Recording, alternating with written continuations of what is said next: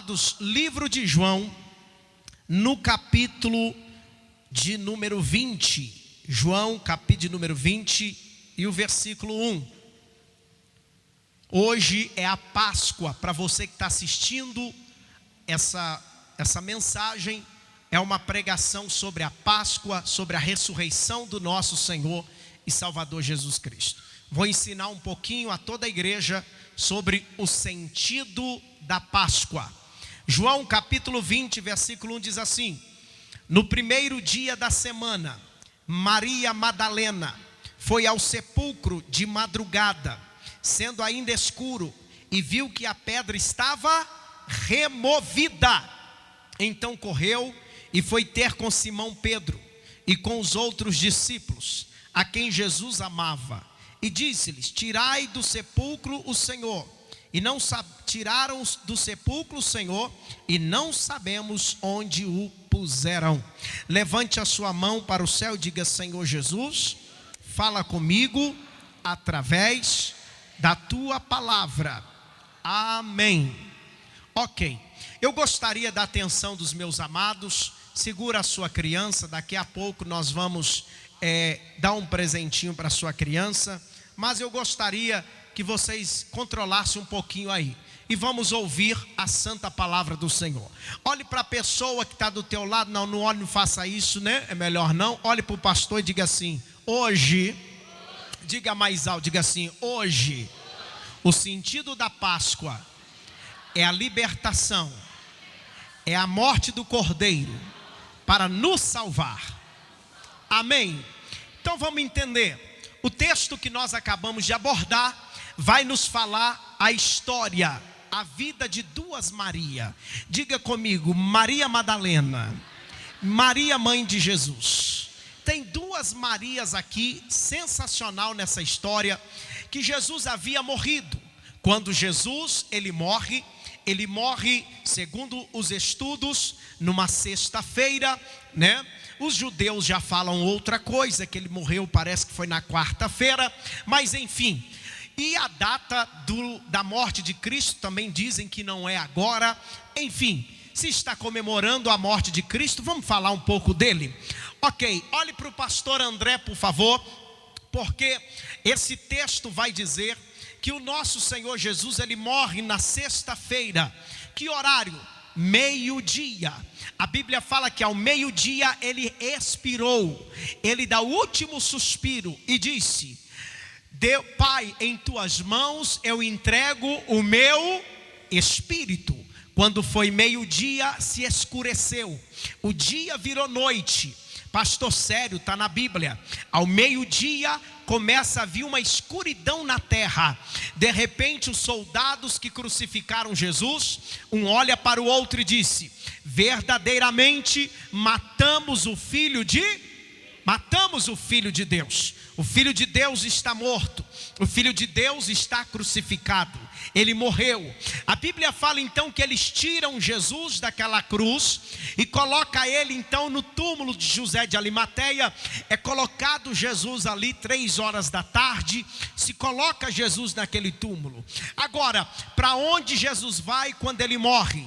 Jesus, ele vai até o inferno, ele vai até as profundezas. O que Jesus faz? Ele toma a chave da morte e do inferno. Perdeu a oportunidade da glória a Deus. Eu vou ter que falar de novo. A Bíblia fala que Jesus toma a chave da morte e do inferno. É por isso que a Bíblia diz: ó morte, onde está o teu aguilhão, morte? Onde está a tua força, ó morte? Cristo venceu a morte. O nosso Jesus venceu a morte. É por isso que o crente não pode ter medo da morte. Você só morre se for permissão de Deus, se for permissão de Jesus. A morte não tem o direito de tocar em ninguém se Jesus não falar: eu te abro para sair dessa porta. Pode ir lá tirar a vida daquele, pode tirar a vida daquela. Então diga comigo: a chave da morte está na mão de Cristo.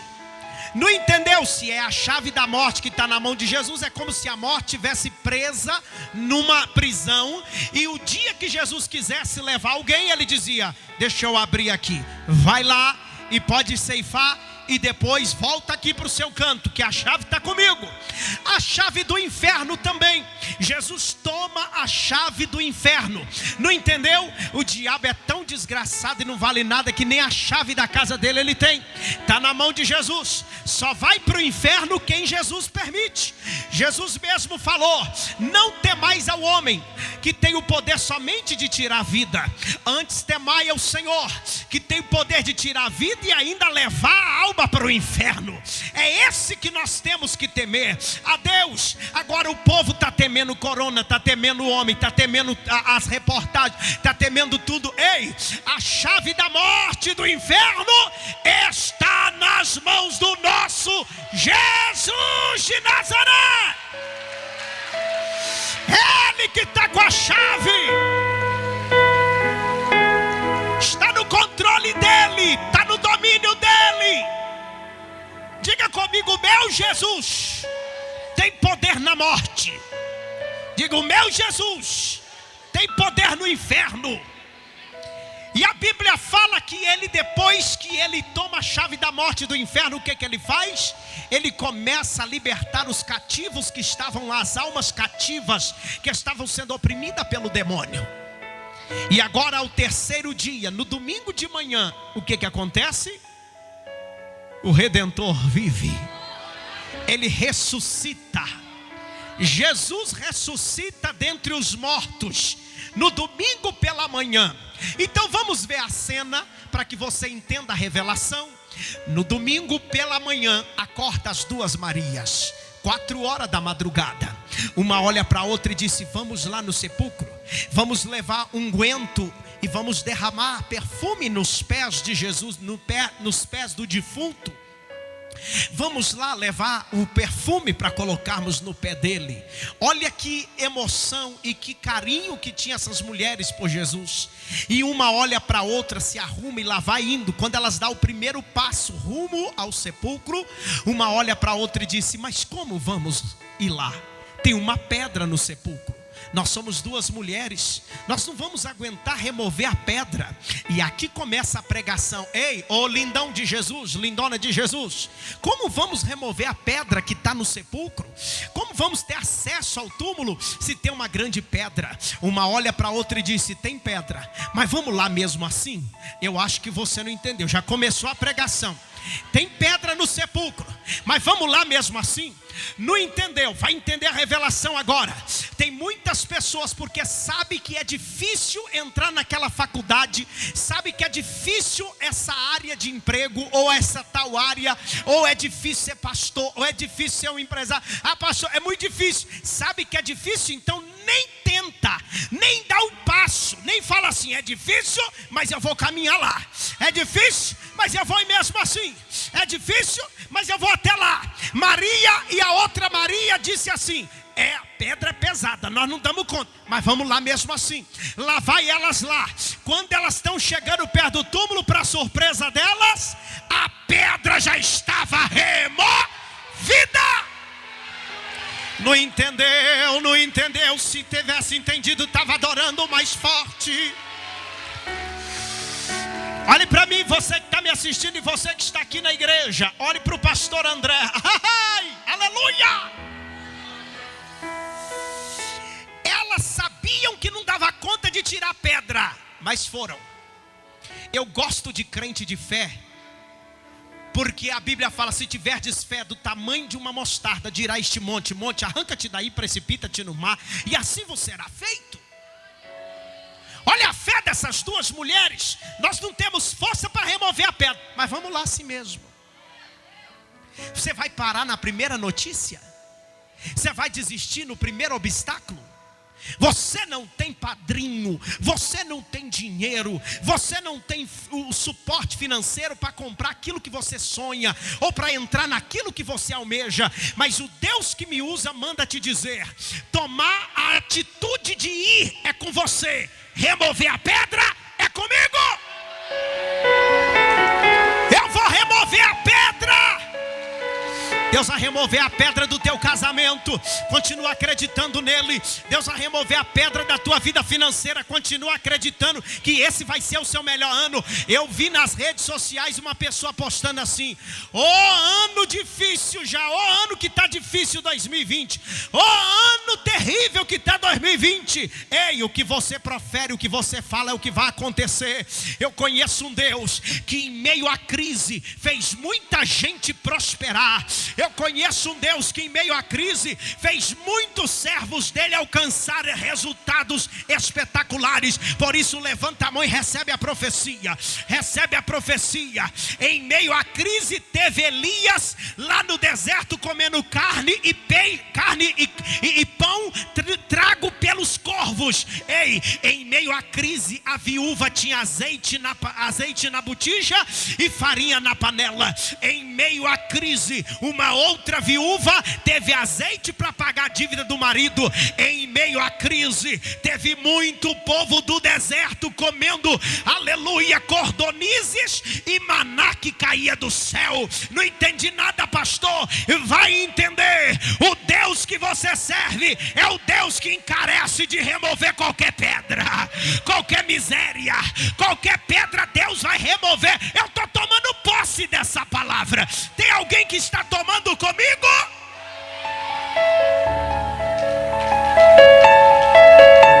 Eu estou recebendo. Não, Deus vai remover a pedra. Elas chegaram, e para finalizar, para a gente ceiar, para finalizar, quando elas chegaram lá, entraram no túmulo, elas começaram a chorar. Cadê ele? Roubaram ele, roubaram ele. Quando elas estão saindo da porta do sepulcro, aparecem dois homens com um corpo resplandecente. E um deles diz assim para elas: a quem procurais? Ai, ai, ai. A quem procurais? Não entendeu? Você acha que Deus não já sabia o que elas estavam procurando? Mas para que ele pergunta? Você acha que Deus não sabe que você está passando por luta? Mas por que ele não gosta que você fala: Senhor, eu estou passando por essa luta? Você não sabe que ele... Será que você não percebe que ele já sabe? Ele sabe. Mas ele gosta que você profere. Ele fala: a quem procurais? É Jesus. É ele, é Jesus. Aí o próprio Jesus fala com elas: ele não está mais aqui, mas já ressuscitou. Quem falou com ela? Com elas? Jesus. Quem foi que falou com elas? Mas elas ainda não identificaram. Por que elas não conseguiram identificá-lo? Porque ele estava num corpo glorificado.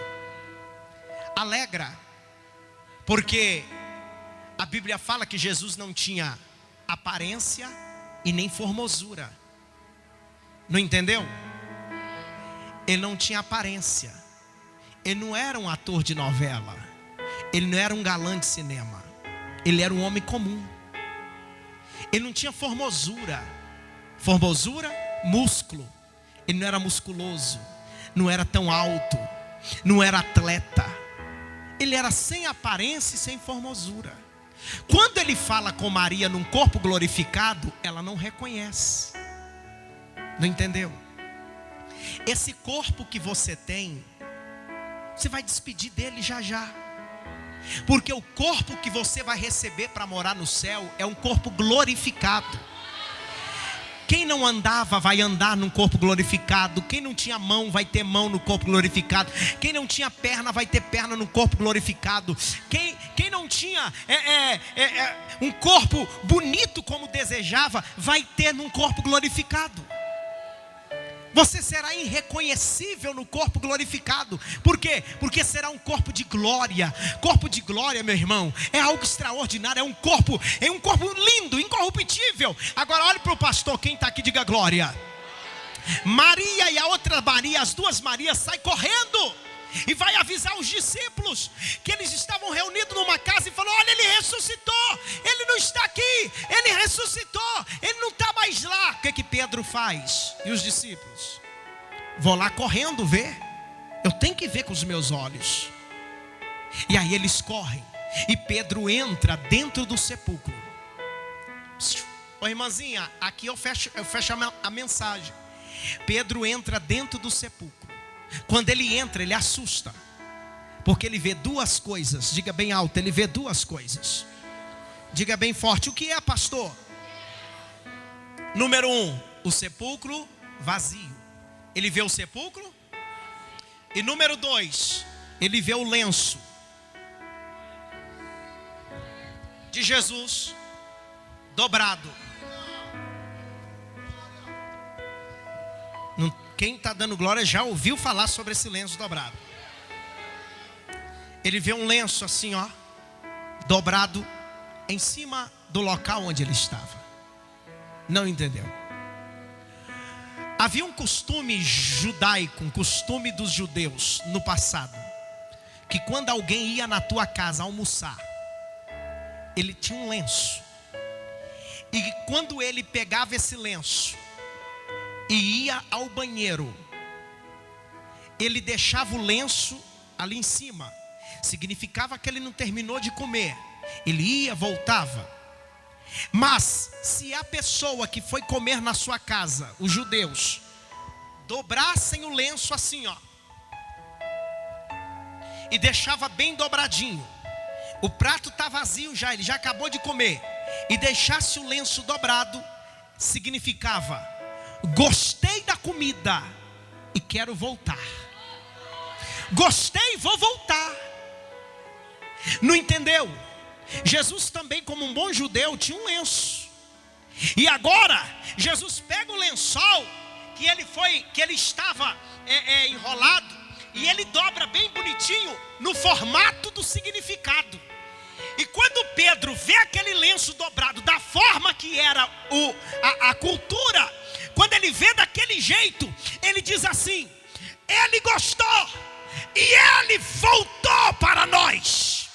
Ele gostou de nós e ele ressurgiu para nós. Ele cutuca o outro discípulo e fala: lá, ao lenço dele dobrado, ele está por aí, ao lenço dele dobrado. Ele gostou e ele voltou. Ele gostou e ele voltou. Agora você vai receber essa profecia de pé. Tem que ser de pé. De pé. E abre as duas mãos assim.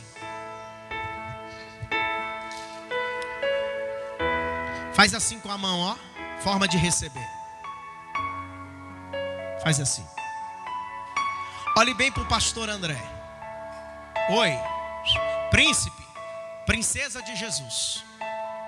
Mesmo com todas as suas falhas e os seus pecados, o lenço de Jesus ainda continua dobrado para você. Ele continua dizendo: eu te amo e eu vou voltar para te buscar. Eu te amo e eu vou voltar para te buscar. O amor de Deus é tão grande que ao terceiro dia ele ressuscitou para nos dar vida, para nos salvar. O verdadeiro significado do Natal é Páscoa, ou seja, o verdadeiro significado da Páscoa é Cordeiro.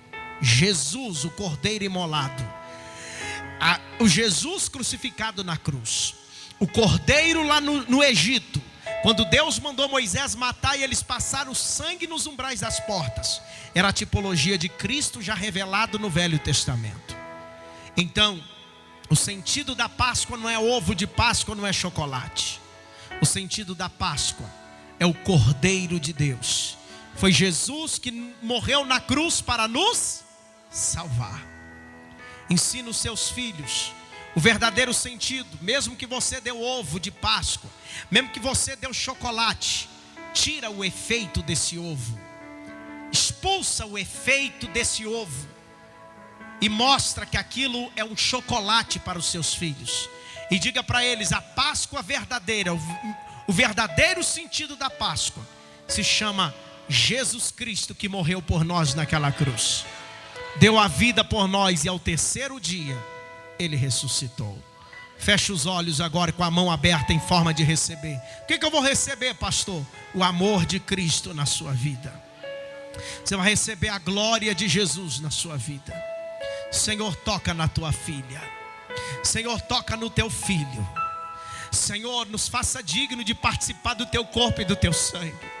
Quem morreria por nós naquela cruz? Quem daria a vida por nós naquela cruz? Quem é?